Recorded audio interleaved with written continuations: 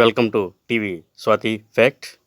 కొన్ని రకాల మొక్కలను మనం ఇళ్ల దగ్గర పెంచుకోవాలి. తద్వారా అవి ఇంటికి అందం ఇవ్వడమే కాదు, ఆరోగ్యాన్ని కూడా ఇస్తాయి.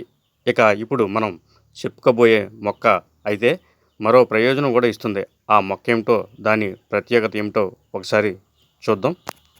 మీరు ప్లాంట్ నర్సరీకి వెళ్ళి రావోల్ఫియా సెర్పింటినా అనే మొక్క కావాలంటే వాళ్ళు వెంటనే కనిపెట్టలేకపోవచ్చు.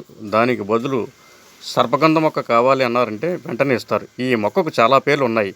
Indian snake root, devil's pepper, serpentine food, Chandrika ఇలా పేర్లతో పిలుస్తుంటారు. ఈ అద్భుత ఔషధ మొక్క మన దేశానికి సొంతం. ఇండియా నుంచి ఇండోనేషియా వరకు ఇది కనిపిస్తుంది.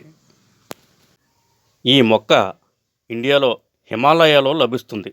సముద్ర మట్టానికి 3300 అడుగుల ఎత్తులో ఉంటుంది.